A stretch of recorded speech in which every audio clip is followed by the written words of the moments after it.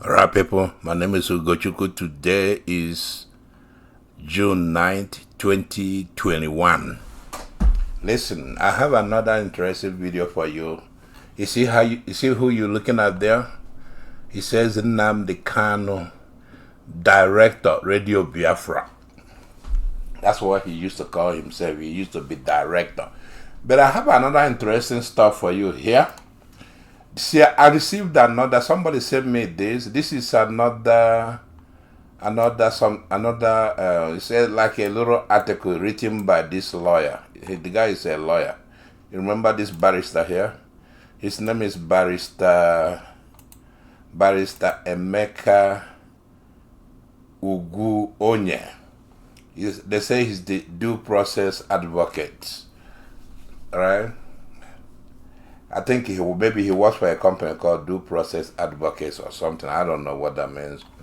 I know what due process is. I know what advocate is, but I don't know if that's a company or what. So we're gonna go ahead and read this thing. We're gonna read the whole thing. It's about. We're gonna read it like we read the stuff this man wrote last time. So we're gonna go through it slowly. But before I go through it. Before I will read this stuff, I need to give you a context. I need to give you a context, that way you will understand what this barrister wrote. You see Nnamdi Kanu there? This is a video. This is a video he made. He made this in around 2014. That's when they made this video. I'm gonna post a link for you. I will post a link for you, that way you can go watch the full video. I just cut some part I need, just a little part I need. It's less than 3 minutes. So I'm gonna play it, but before I do that, there is something else I wanna share with you. Just give me a minute. Let me post this and get it for you. Alright, I want you to take a look at that. This is a statement by Nnamdi Kanu. He made it recently, May 16th, 2021. I'm going to read it to you. Just bear with me. This will help you to understand, what I'm reading when we read that long article that Barrister Emeka Ugwuonye wrote. So let's read this. It says, in the coming weeks and months, people are going to die, and after then, Biafra will come. Mazin Nnamdi Kanu, May 16, 2021. That's less than what? This is June. It's less than a month ago. I read it again. In the coming weeks and months, people are going to die, and after then, Biafra will come. Mazin Nnamdi Kanu. I want you to pick up on the word Biafra will come. The phrase Biafra will come. Biafra will come. Pick up on that, man. I want you to pick up on that. Biafra will come, right? Yeah, pick up on that and ask yourself. What I want you to ask yourself, Biafra will come. Where is Biafra coming from? Biafra will come. Come. He's gonna come. He will come. Biafra will come. Where is the Biafra gonna come from? Biafra gonna come from sky or from the ground? Where? From UK? From Biafra is over there in UK. Will come from UK, or Biafra is in Germany. Biafra will just travel. Somebody will put Biafra in a plane and fly it over, so it will come. Come to Nnamdi Kanu. Biafra will come. Biafra will come. Do you know before he started saying Biafra will come, he used to say, give us Biafra. Give us. Give us. Always pay attention to him when he starts talking. That's how he talks, like a childish little boy.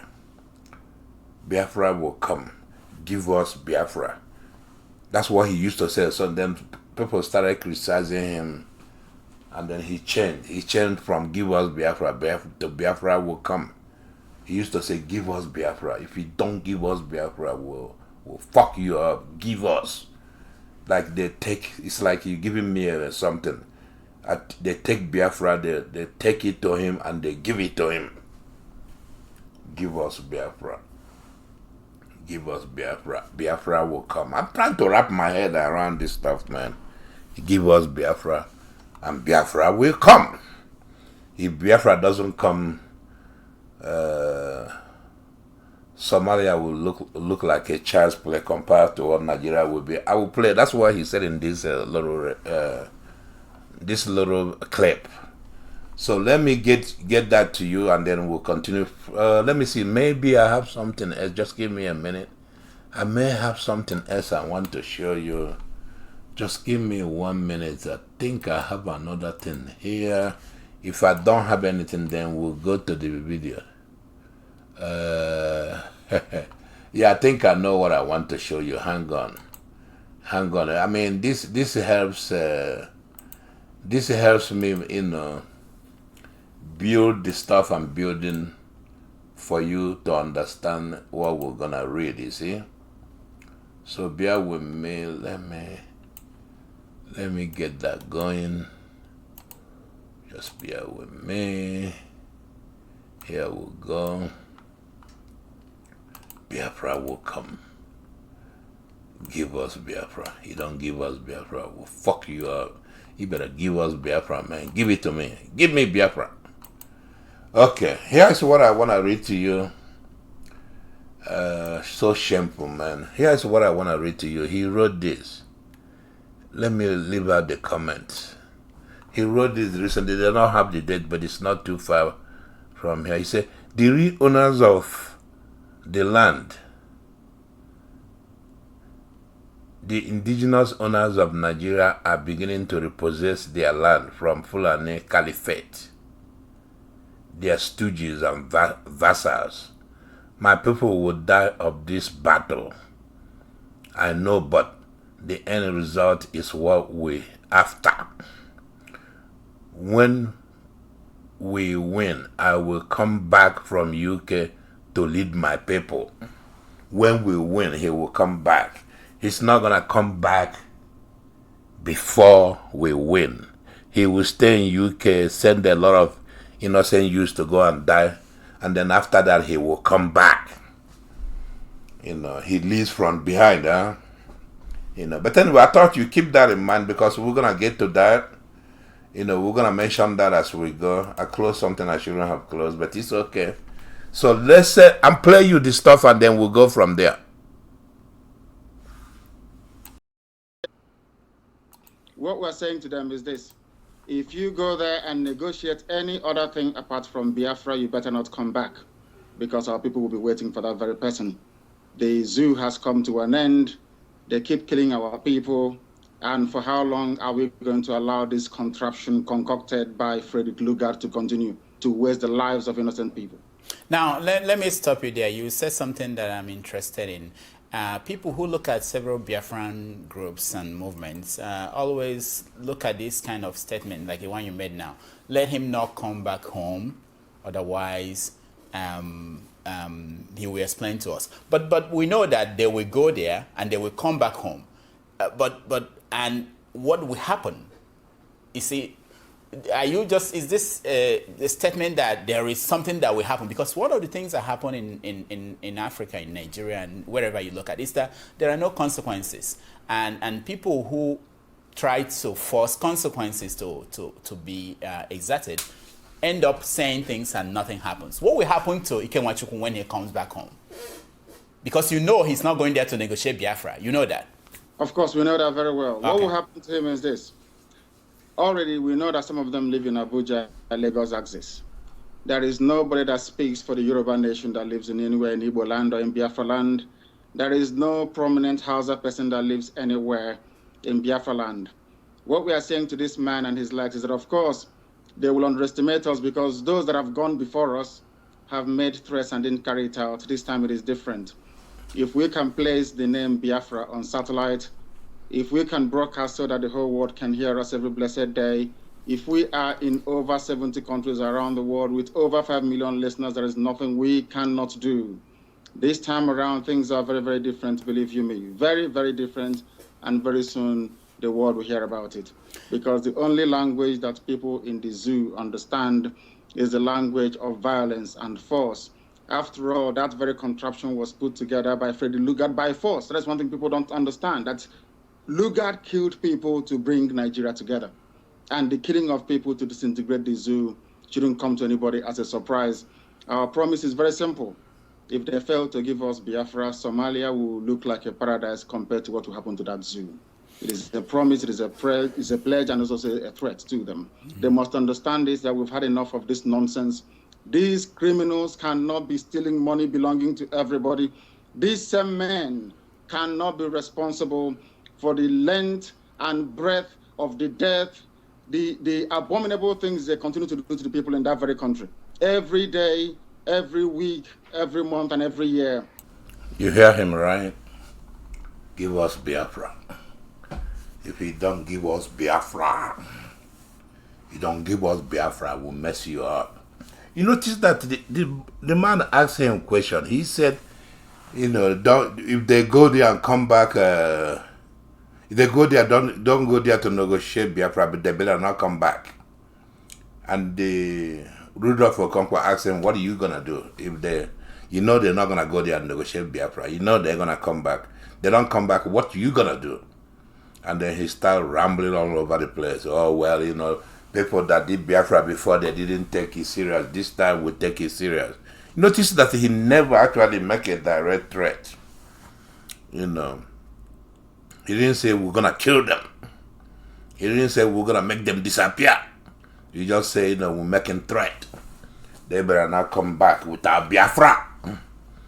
Biafra, you better give us Biafra. You don't give us Biafra, we'll mess you up. Biafra come. After today, Biafra will come. Biafra will come in Buhari's term. Biafra will come in Jonathan's term.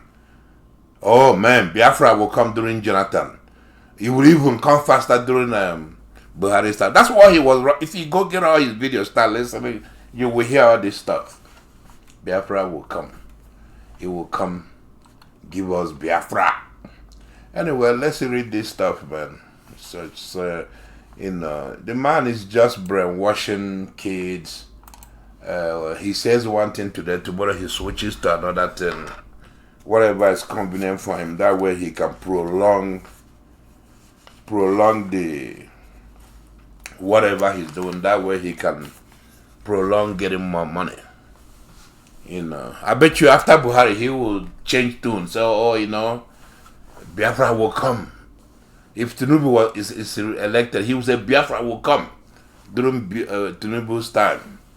He will change tune like that. Just watch him. He's not doing anything. He just running his mouth. Biafra this, Biafra that. Give us Biafra.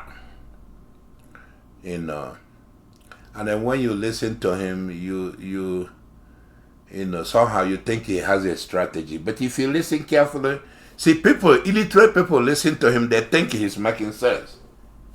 But if you actually start thinking about what this man is saying, he's not saying anything. It's not basically saying anything. This video was made in 2014. How many years now? About 14 years? How many Igbo politicians have he killed since he running his mouth? How many members of Ohanese have he killed? Has he killed any Igbo politician, any governor, and take over the place? Did he do it? No. And let me even tell you something. Even if he kills somebody and take over, they say Imo State or Enugu State, he won't do anything. The place will be worse than Nigeria. I can guarantee you that right now. You see where he said, I'm waiting for for Biafra to come, then I'll go and lead my people. What does he? Do you know this man has no degree? This man, go find me his degree from any credible university. I'll give you $5,000. The man has no degree and know with certainty. Because see him down, tell him to write a paragraph or two, then you know. You don't need to, verify anything. You know the man didn't go to school. He's just running around chasing women. Biafra will come. Give us Biafra. And when he gets it, if they give it to him, he wouldn't know what to do with it. It would be exactly the way he ran IPOB, with propaganda, running his mouth. We'll do this, we'll do that, but he's not doing anything. He got nuclear bomb, but he got nothing. Nuclear bomb is in his mouth. Somebody says something, they make threats. Make threat. I even hear if you go to Nigeria and criticize him, they will kill you. Like they're only the people that know how to kill. Only them have access to guns. If this man is doing something, at least we'll give him respect. But he's not doing anything. All he's doing, running his mouth, collecting money. But anyway, let's read this stuff, man. Let's read this stuff this man wrote. I got this today. Let's go ahead and read it. Okay, we'll start from the beginning. He said, let me shock my brothers and sisters with some more truth by Barrister Emeka Ugwuonye, the due process advocate. 1. Nobody in the U.S. Congress or Senate or in the executive arm of their government, and no influential member of the U.S. Congress,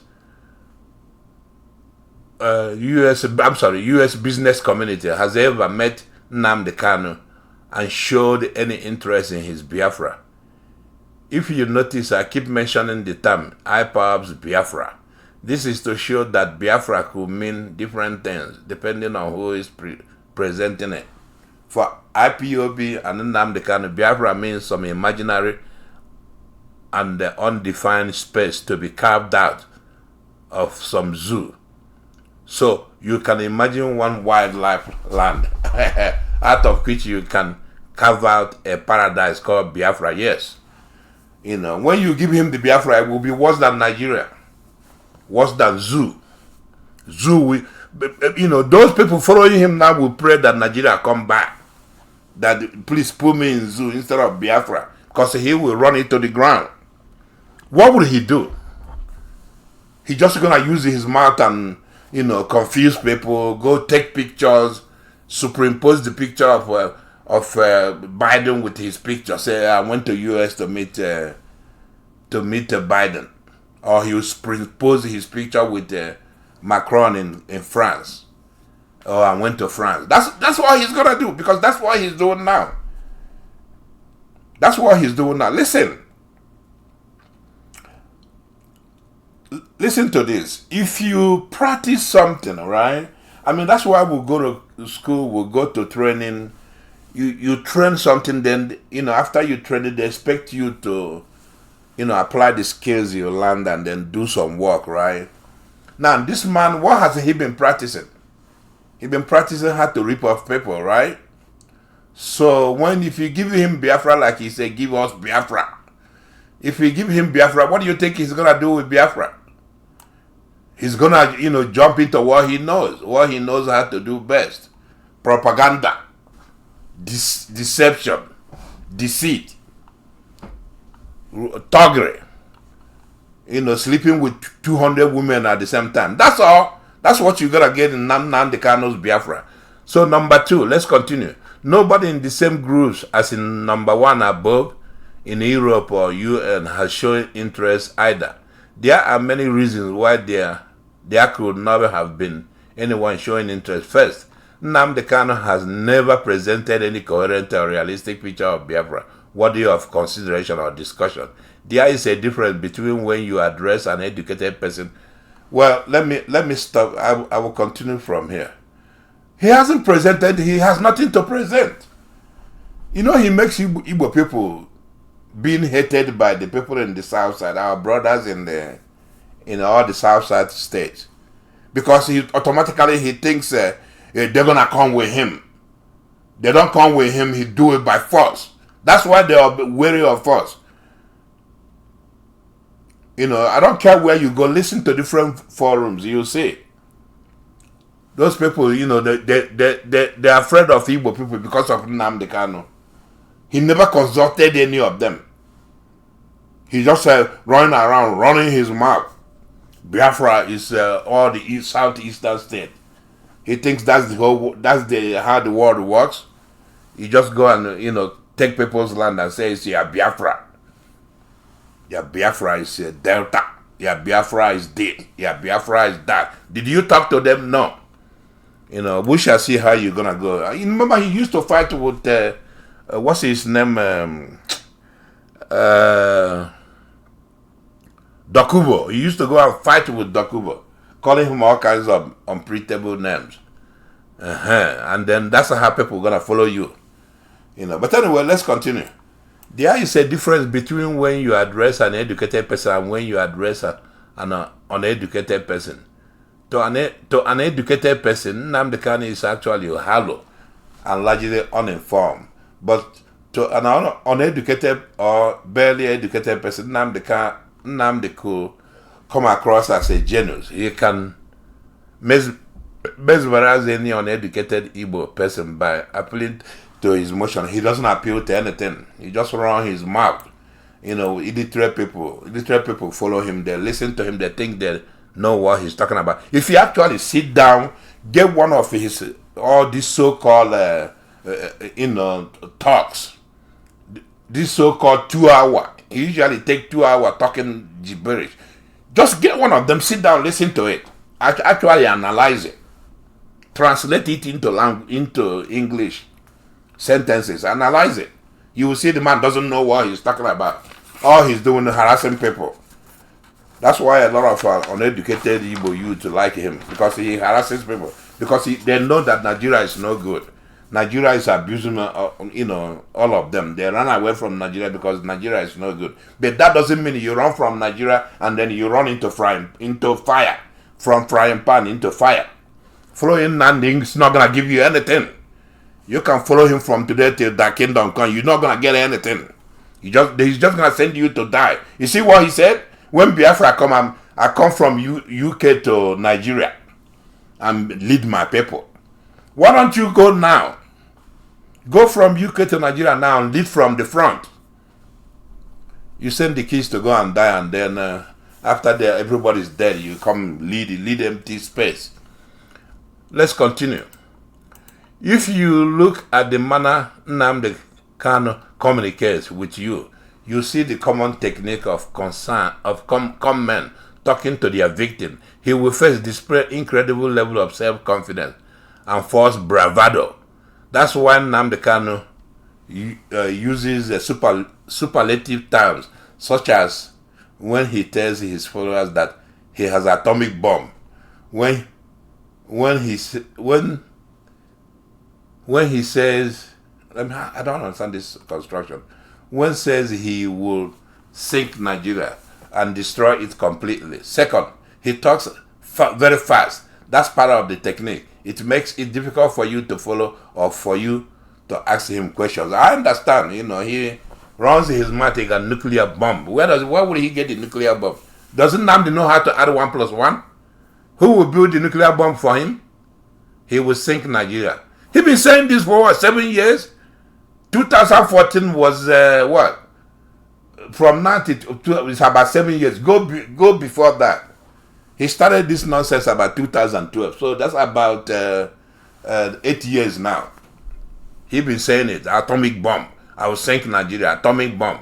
Only illiterates listen to him and believe him. I don't believe a word this man says. I told you, I was the first person that started questioning this guy. I said, listen, this guy is a fraud.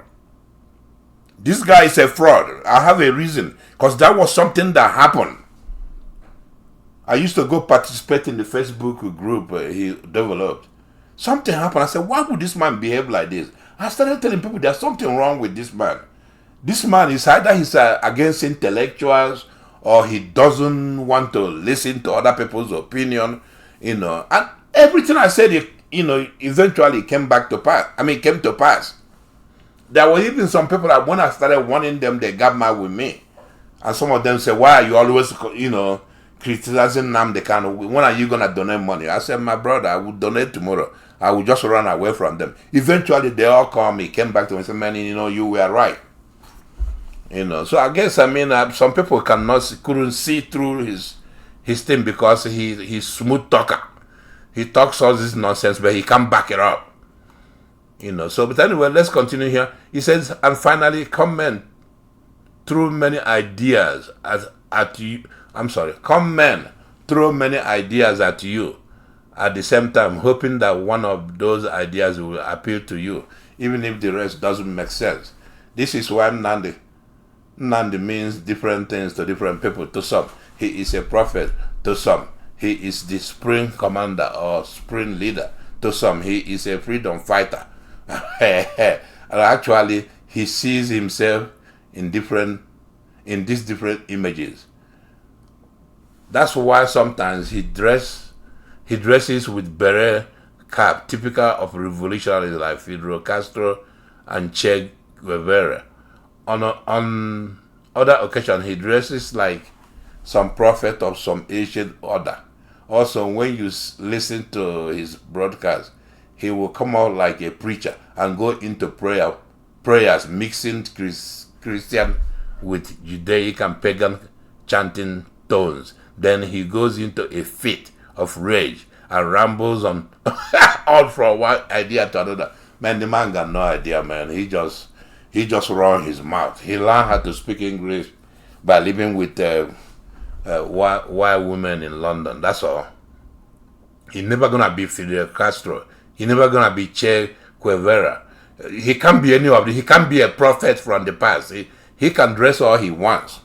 He can chant or whatever he wanna chant, you know, and then he can rage on. You know, he doesn't scare any of us. Just see, you young Igbo youth are the ones following him. You know, the man is a waste of time. You listen to him carefully. Actually, listen carefully, analyze what he's saying. You know, he has no ideas, man. He just repeats the same thing.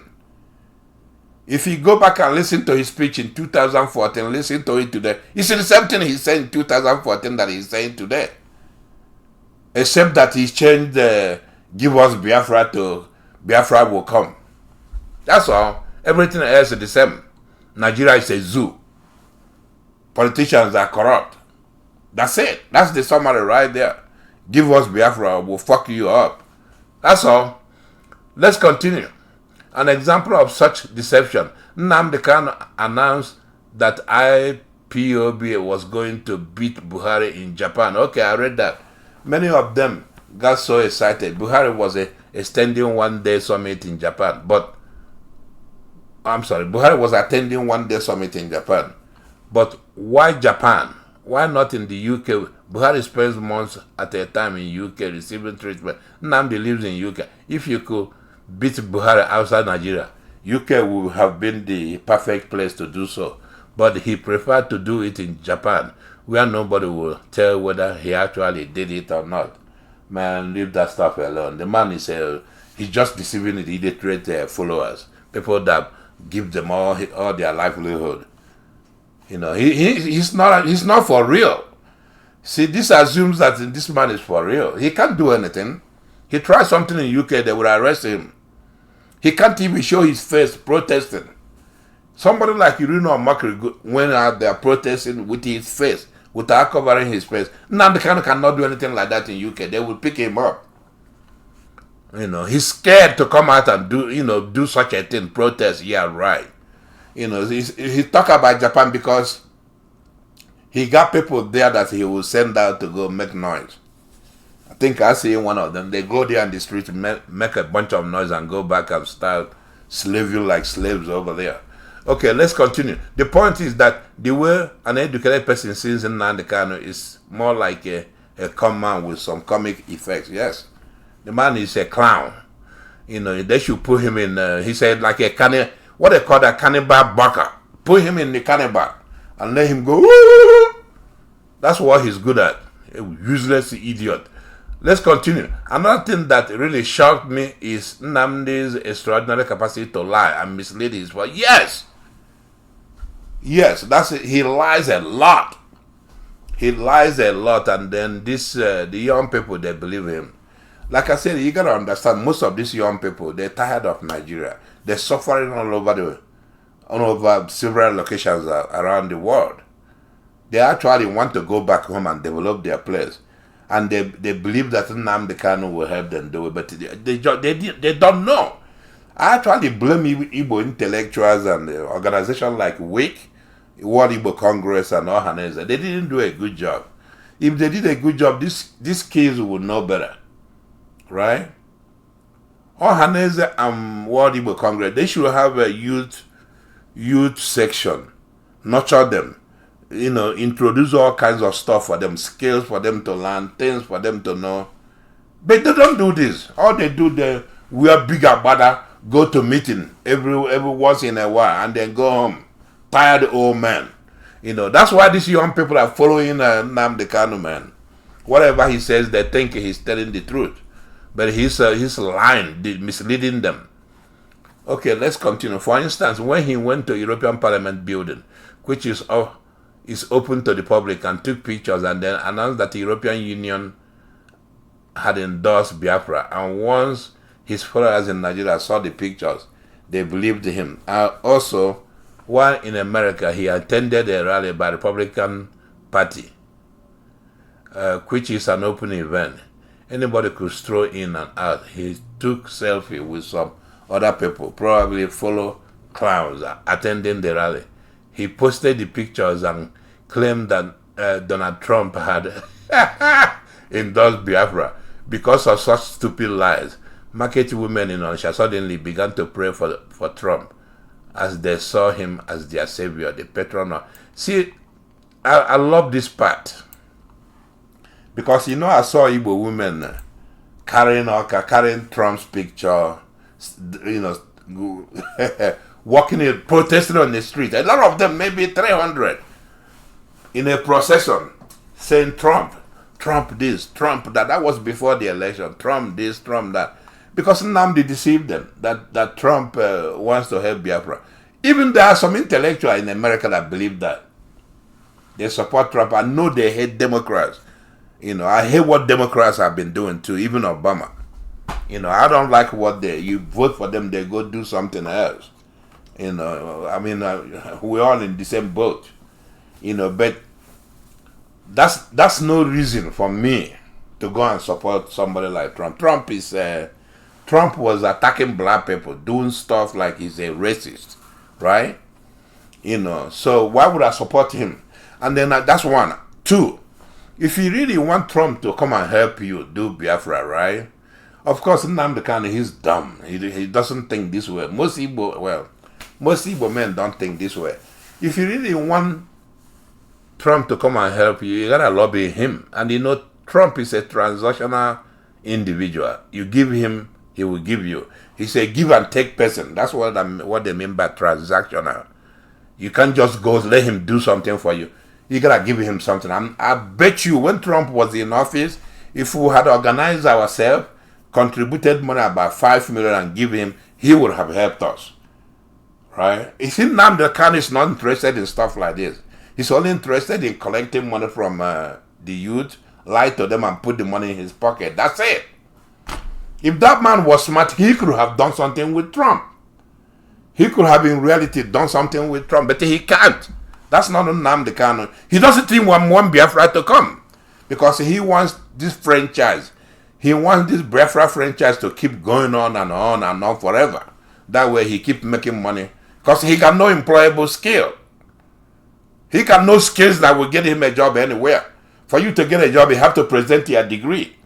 And England is not like America where you can go most places that you get a job. You get a job that pays you good money. England is not like that. For you to actually get a very good job, you gotta present your degree and show your skills. Right? Nnamdi Kanu got no skills. He just knows how to run his mouth. So let's continue now. And this is what is the problem. The capacity to deceive millions of people with such emptiness is baffling. No, it's not baffling. It shouldn't baffle you. It shouldn't baffle you. Like I said earlier, he ain't got no capacity to do anything. The man saw opportunity and took it. Even me was taken in initially, but after about a couple of months, I said, man, this guy. When you first listen to him, you think he's for real. But once you start interacting with him, start actually pay close attention, analyze what he's saying, you know that the guy is an empty vessel. Just runs his mouth. You see, so don't say that his capacity to deceive a lot of people is, but it shouldn't be baffling anybody. This youth, like I said, they really desire a good country. They know Biafra is not, Nigeria is not working for them. And that's why they're all over the world suffering. So Nnamdi kind of tapped into that, promised them a lot of stuff that he would do this, do that, nuclear bomb, nuclear that, and they believe him. They still believe him up to today. But some of them, but minority of them have actually found out that the man is a liar. So they retired from him. The ones that are working really with him are the one, I think he shares the money with them. But anyway, let's continue. The people are willing to lay down their lives for such an emptiness, unbelievable. That some people are willing to lay their lives for such an emptiness. Well, I know what you're saying. Me too. It's unbelievable, but if you really think about it, it's believable because he promised them that they will get a very good country. And these are youth. Don't forget our youth, most of them. When was the last time they had a good, Nigeria had a very good educational system? That was in the 80s. After 80s, Nigeria educational system went down. Even if you talk to somebody who studied from university in Nigeria, some of them, are empty. They can't even think properly. Not all of them, but some of them. Can you imagine the kids from Nigeria that didn't complete high school, didn't even go to middle school? Even the ones that finished the middle school and high school, the quality is very poor. So I'm trying to say, don't blame these people. Try to understand why. That's why I say for Haneze and Wick, if they have done a good job, that's what education is for. These people come out here, they have a good education, have good jobs. They need to be able to start organizing, include the youth, explain, hold what do you call that, webinar or lectures, explain things to use. That way the youth know where we're going as a group. But it's our people don't do this stuff like this. All these old people, they go get a meeting once in a year. World Igbo Congress have this big meeting. You go there, all old people, tired, old, decrepit people with no ideas. But anyway, I don't want to insult anybody. Let's continue. Sometimes, as an Igbo person, when I saw this, I felt so embarrassed because I know that educated people of other ethnic groups must be laughing at us. How can we say we are intelligent and a college degree holder in history will so easily mesmerize many with total emptiness? Don't say that he has a college degree in history. He doesn't. If you listen to him, he says he has a college degree in what do you call that? Economics, political economy. That's what he claims he has a degree in. Political economy is no more than joining economics with political science. The man doesn't sound like somebody who can strategize on anything meaningful. He just knows how to chase women and deceive people. So like I said, yes, a lot of other people are laughing at us. I know that because I've seen it in action. And then another thing you have to understand, the Igbo organization that's supposed to help us do something in terms of politics in Nigeria, they don't do anything. Have you listened to an old man called Ayo Adebanjo? He's about 90-something, 94 years old. Go listen to him. The man knows everything about the fake Nigerian constitution. And he knows everything about politics. You see, Afani Ferry, they're very active and I don't know how they get together, understand the issues in Nigeria and they deal with it. I don't know what Ohaneze, I don't know what that organization does, man. I really don't know. I don't know what kind of... I know that the former president of Ohaneze, Nyanwodo, the guy is very bright, but I don't want to blame him for all the problem in Nigeria, but I don't know the direction that we are going, with that Ohaneze. And there was another guy, what's his name? I forgot his name, he died now. He used to be a Biafran soldier. He was what do you say, a medical doctor, but he died. He was working with Barrister Emeka. The man died, you know. So he used to be Ohaneze president, you know, for 4 years. You know, when I look, if you go back and look back, what did all these guys, what did they produce for Igbo? They said they're Ohaneze and Igbo. That organization needs to be restructured. Talking about restructure Nigeria, the real restructuring need to get into Igbo Ben's mind. Restructure their mind, restructure all these organizations. You know, like I tell people before, you see the way they do politics in Nigeria? Politics is very dirty. If we're gonna still, I know that we may not be in Nigeria for long, but if I was involved in Ohaneze World Igbo Congress, you know, we actually have to change. I would have advocated that we change, do stuff a little bit different. Nigeria is a very wicked place, and they've been killing our people, abusing our people. You know, we would have gotten into radical politics. I've told people about this before, radical politics. But I'm not going to spill the beans here.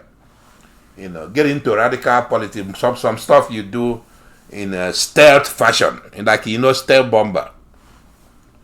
You know, you do stuff in stealth fashion. Anybody that is against our interests, you know, stealth bomber will go to his house unnoticed and eliminate him. Let's leave it there. Okay, let me continue. If I sit down and list what Nnamdi Kanu has caused the Igbos, you will be shocked. All those things some of you believe you gain from IPOB and Nnamdi is actually an illusion. In truth, many non-Igbos consider us violent and war-oriented and untrustworthy. Yes, there are many people in Nigeria wanting Nigeria to break up, and they are hoping that IPOB will instigate the crisis that will lead to the breakup. On the surface, you think they support IPOB. No, they actually don't. They just hope somebody else will start the trouble. I understand what this guy is saying here. You know, yes, some people laugh at us because we look like we're untrustworthy, we're violent people, but I really don't care.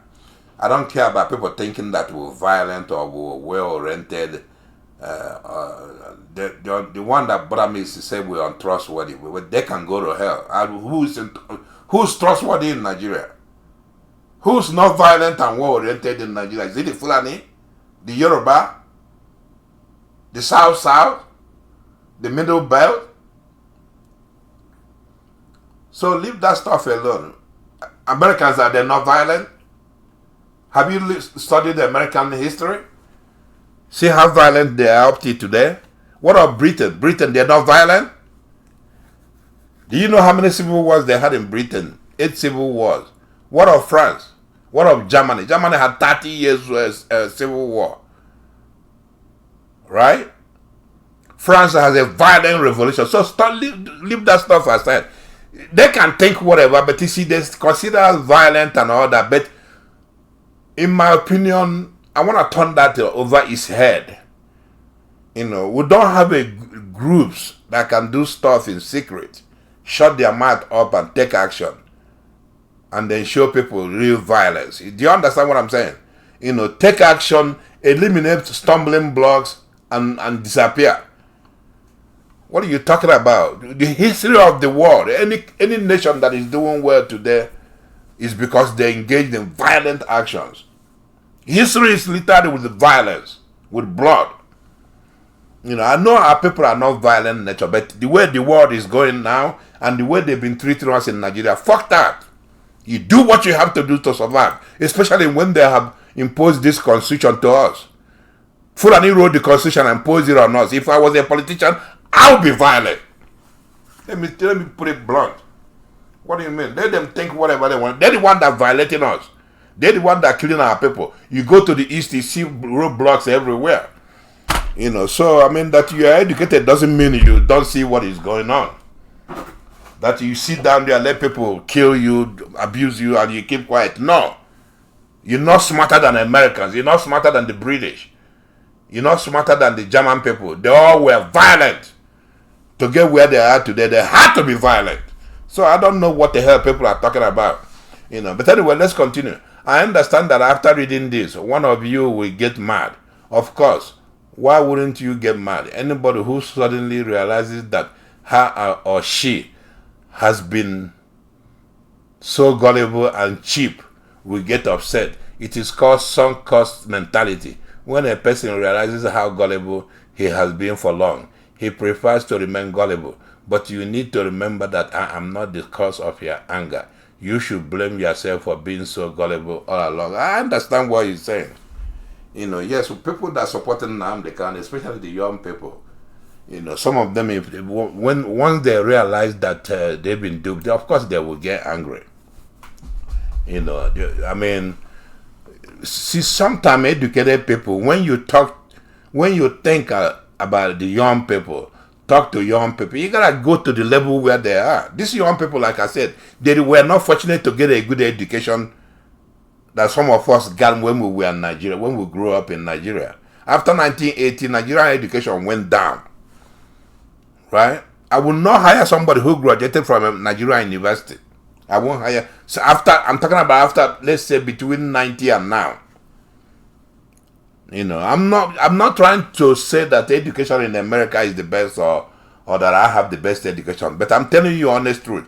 If I have a company to run, a $1 billion company that, requires hard work, I'm not going to hire somebody who went to school in Nigeria because they don't know anything.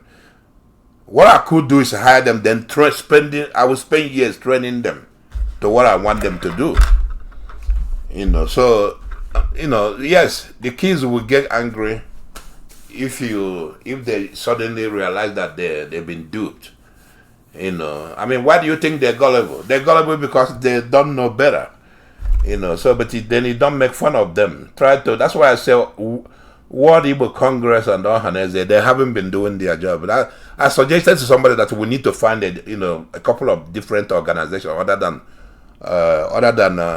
World Igbo Congress and Ohaneze, because those the people that run that place, they will never change. They will stay running. They will continue running those two organizations the way they see fit.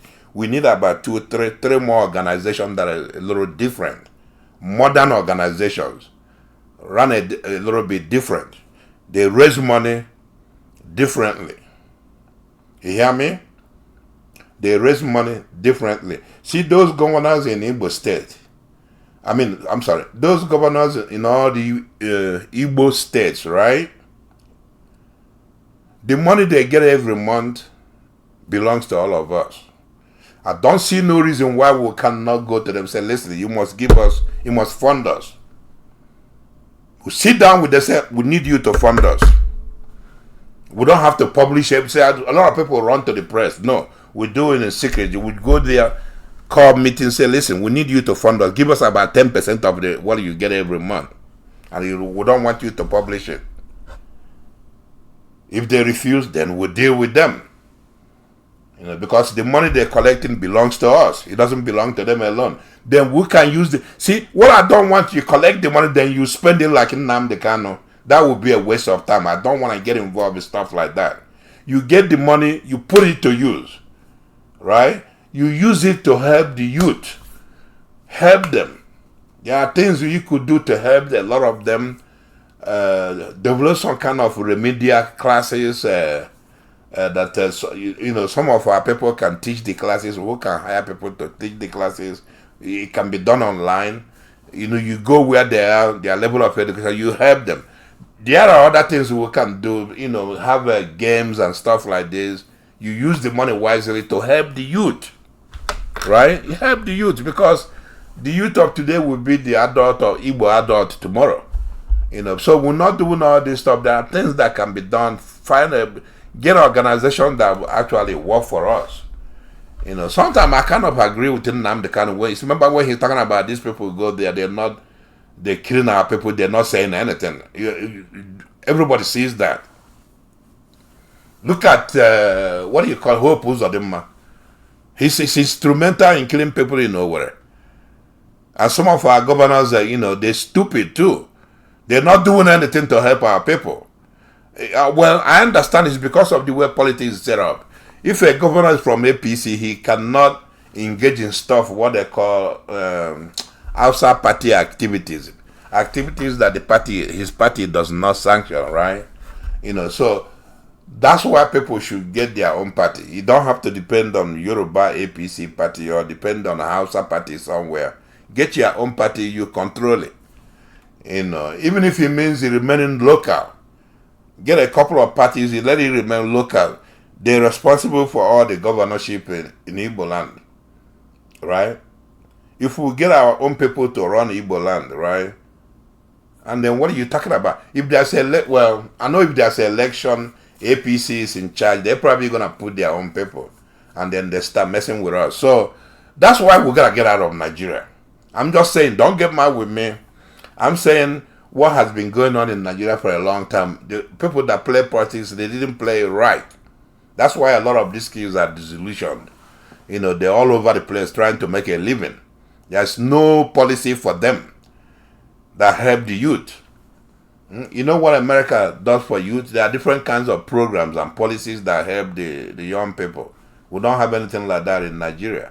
But that doesn't mean Igbo governors do not get money. They get money every month. If they just spend maybe 5% of that money, each state gets 5% of it, they could have a lot of money to help the youth. But again, when that money is contributed, somebody will take it and run. That's the model of Nnamdi Kanu. You contribute money, he put the money in his pocket, buy expensive clothes, and then run his mouth, So that's not what I'm talking about, But anyway, I think I should leave it there. We'll find something else to talk about.